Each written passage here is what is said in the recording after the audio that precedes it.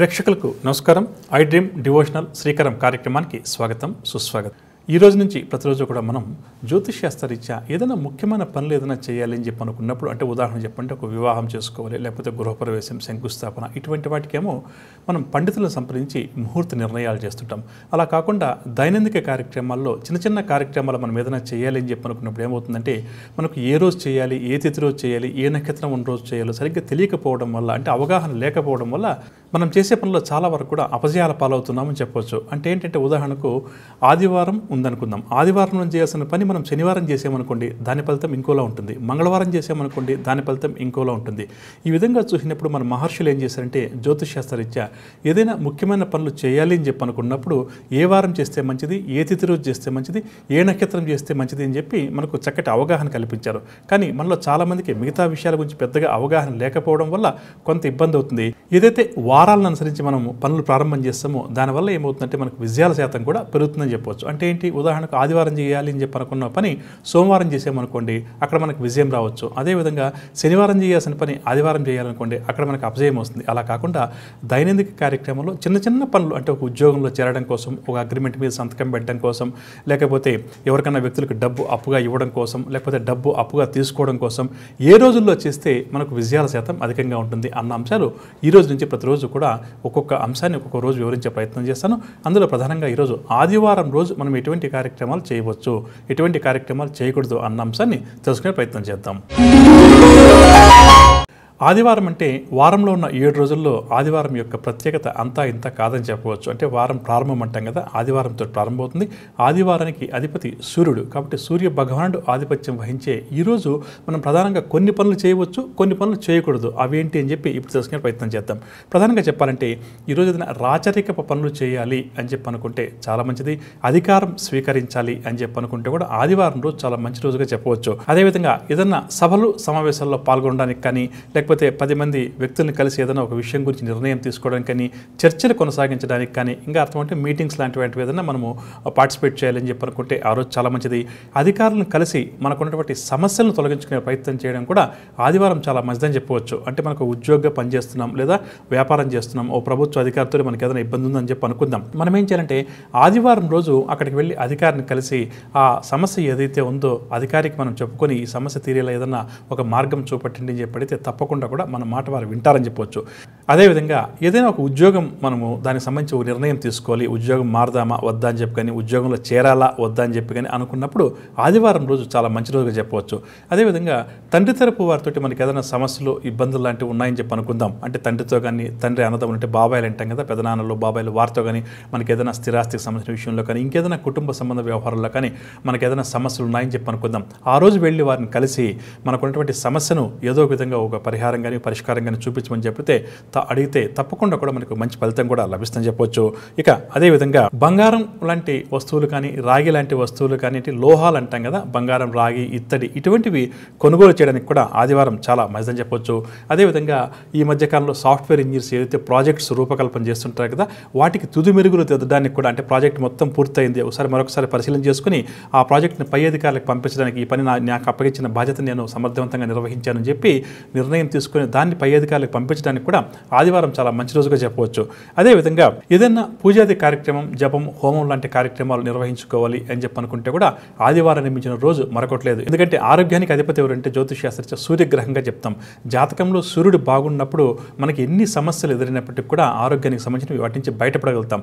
అలా మనం ఏదైనా ఒక యజ్ఞం చేయించుకోవాలి, ఒక పూజ చేయించుకోవాలి, ఒక జపం చేయించుకోవాలి, ఒక అభిషేకం చేయించాలి అని చెప్పి అనుకున్నప్పుడు ఆదివారం రోజు చేయించుకోవడం కూడా చాలా మంచిదని చెప్పవచ్చు.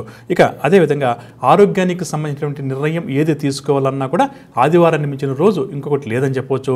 ఏదైనా మెడిసిన్స్ కొత్తగా వాడాలి అని చెప్పి అనుకున్నప్పుడు, అంటే మనకి ఏదైనా ఒక అనారోగ్య సమస్య వచ్చినప్పుడు వైద్యుని సంప్రదిస్తుంటాం కదా, అక్కడికి వెళ్ళిన తర్వాత వారు రేపటి నుంచో ఎల్లుండి నుంచి మీరు ఈ మెడిసిన్స్ వాడడం స్టార్ట్ చేయండి అని చెప్తారు కదా. ఒకవేళ అత్యవసరం కాకపోతే మనకి ఏమాత్రం అవకాశం ఉన్నా ఆదివారం నుంచి ఆ మందులు ఏవైతే ఉన్నాయో వాటిని ఉపయోగించే ప్రయత్నం చేయడం వల్ల మనకు త్వరితగతిన ఆరోగ్యం కూడా మెరుగుపడుతుంది.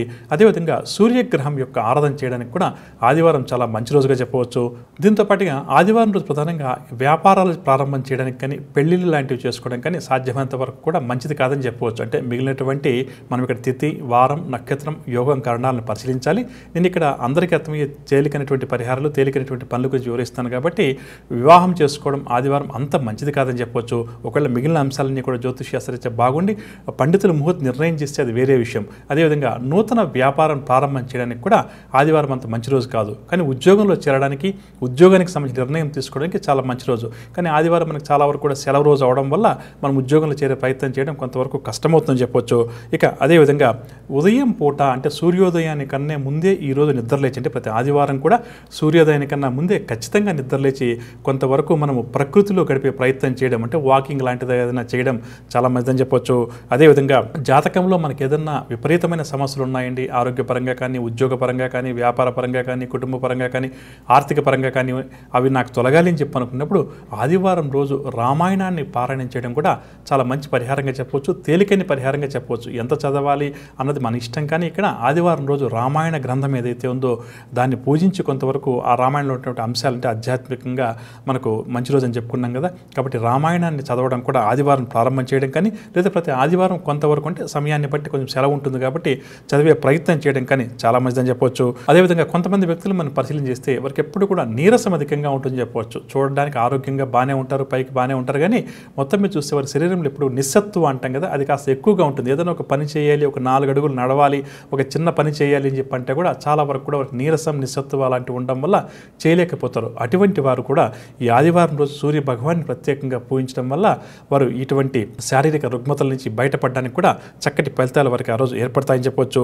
అదేవిధంగా దూకుడు స్వభావంతో తీసుకునే కొన్ని నిర్ణయాలు, సాహసోపేతమైన నిర్ణయాలు అంటాం కదా, అవి తీసుకోవడానికి కూడా ఆదివారం రోజు చాలా మంచిదని చెప్పొచ్చు. ప్రభుత్వ సంబంధిత వ్యవహారాలకు సంబంధించిన నిర్ణయం తీసుకోవాలి అని చెప్పి అనుకుంటే కూడా ఈ ఆదివారం రోజు చక్కగా కూడా ఉపయోగపడుతుంది. అదేవిధంగా గృహంలో కానీ, కార్యంలో కానీ మనం ఏదైనా కూడా వుడ్ వర్క్ చేయించుకోవాలి అని చెప్పి అనుకుంటుంటాం కదా, దానికి కూడా ఆదివారం ఆ పని ప్రారంభం చేయడం కూడా చాలా మంచిదని చెప్పవచ్చు. అంటే వుడెన్ వర్క్ చేయాలి అని చెప్పి అనుకున్నప్పుడు ఆదివారం మంచిదని చెప్పవచ్చు. ఇందాక చెప్పినట్టుగా మెడిసిన్స్ కొనుగోలు చేయడానికి కూడా చాలా మంచిది. ఇనప వస్తువులు ఆ రోజు అమ్మడానికి మంచిది, కొనడానికి అంత మంచిది కాదు. కానీ ఇనప వస్తువులు మన ఇంట్లో ఏమైనా ఉన్నాయి, వాటిని అమ్మాలి లేదా ఎవరికి ఇవ్వాలి అని చెప్పి అనుకుంటాం కదా, దానికి ఆదివారం చాలా మంచిది. ఇక ఆదివారం రోజు సాధ్యమైనంత వరకు కూడా పడమర దిక్కుకు ప్రయాణం చేయకపోవడం మంచిదని చెప్పవచ్చు. అదేవిధంగా ఎవరికన్నా బంధువులు లాంటి వాటికి మనం ఏదైనా వీడ్కోలు సమావేశాలు ఏర్పాటు చేస్తుంటాం కదా, ఒక అధికారి ఏదైనా రిటైర్డ్ అయ్యారు లేదా ఉద్యోగం మారుతుందని చెప్పి అనుకున్నప్పుడు ఈ విధంగా సండేస్ చేస్తుంటాం కదా, ఆ విధంగా అంటే ఫేర్వెల్ పార్టీస్ అంటారు అనుకుంటే వీటిని, అంటే ఫేర్వెల్ పార్టీస్ లాంటివి ఏర్పాటు చేసుకుంటాం కదా, అది ఆదివారం చేయడం మాత్రం ఏమాత్రం కూడా మంచిది కాదు. కాబట్టి సూర్యుడికి ప్రీతికరమైనటువంటి ఆదివారం ఏదైతే ఉందో అన్ని కార్యక్రమాలకు కూడా చక్కగా చాలా వరకు ఉపయోగపడుతుంది. ప్రధానంగా ఉద్యోగం, ఆర్థికం, అదేవిధంగా ఆరోగ్య వ్యవహారాలకు సంబంధించిన నిర్ణయాలు తీసుకోవడానికి, తండ్రి తరపు వారితో ఏదైనా సమస్యలు లాంటివి ఉంటే వాటిని పరిష్కరించుకునే ప్రయత్నం చేయడానికి ఆదివారం చాలా మంచిదని చెప్పవచ్చు. ఇక అదేవిధంగా వ్యవసాయదారులు ఎవరైతే ఉన్నారో వారు వ్యవసాయ పనులు ప్రారంభం చేయడానికి, అదేవిధంగా పశువులను కొనడానికి, అమ్మడానికి కూడా ఈ ఆదివారం చాలా మంచిదని చెప్పవచ్చు. అంటే మేకలు కానీ, పశువులు కానీ, బర్రెలు కానీ ఉంటాయి కదా, వాటిని కొనుగోలు చేయడానికి కూడా ఆదివారం చాలా మంచిదని చెప్పవచ్చు. అదేవిధంగా గురువుల దగ్గర ఉన్న మంత్రోపదేశం తీసుకోవాలి అని చెప్పి అనుకుంటే కూడా ఆదివారం చాలా మంచి రోజుగా చెప్పవచ్చు. దీర్ఘకాల వ్యాధులు ఏవైతే ఉన్నాయో వాటి నుంచి బయటపడడానికి ఆ రోజు వైద్యులను సంప్రదించడానికి, అదేవిధంగా మందులు వాడటం ప్రారంభం చేయడానికి కూడా చాలా మంచిదని చెప్పవచ్చు. ఇక దీంతో పాటుగా లోహపు వస్తువులు ఏవైతే ఉన్నాయో వాటిని కొనుగోలు చేయడానికి కూడా ఆదివారం చాలా మంచిది. కోర్టు వ్యవహారాలకు సంబంధించి ఏదైనా నిర్ణయం తీసుకోవాలి అని చెప్పి అనుకున్నప్పుడు మనం లాయర్స్ని కలుస్తుంటాం కదా, దానికి కూడా ఆదివారం చాలా మంచి రోజుగా చెప్పవచ్చు. దానికి సంబంధించి కూడా ఒక ప్రణాళికలు రూపొందించుకొని ఏ నిర్ణయం తీసుకోవాలంటే కోర్టుకు వెళ్ళాలా వద్దా, లేకపోతే ఆ పిటిషన్స్ మీద సంతకం చేయాలా వద్దా, ఇటువంటి వాటివన్నిటికీ కూడా ఆదివారం చాలా మంచిదని చెప్పవచ్చు. కాబట్టి మన ప్రేక్షకులు ఆదివారం ఏ పనులు చేయొచ్చు, ఏ పనులు చేయకూడదు అన్నదాన్ని ఈ వీడియో చూసిన తర్వాత ఒక నిర్ణయానికి రావడం మంచిదని చెప్పవచ్చు. దీన్ని అనుసరించి వీలైనంత వరకు వారి ప్రణాళికల్లో మార్పులు చేర్పులు చేసుకుంటే వారి భవిష్యత్తు చక్కగా కూడా సాగుతుంది. చేసే పనులు విజయాల శాతం కూడా అధికంగా ఉంటుందని చెప్పవచ్చు. ఇక రేపటి కార్యక్రమంలో సోమవారం గురించి, సోమవారం విశిష్టత గురించి, సోమవారం రోజు ఎటువంటి పనులు మనం ప్రారంభం చేయవచ్చు, ఎటువంటి పనులు ప్రారంభం చేయకూడదు తదితర అంశాలు తెలుసుకునే ప్రయత్నం చేద్దాం. అంతవరకు సెలవు. నమస్కారం.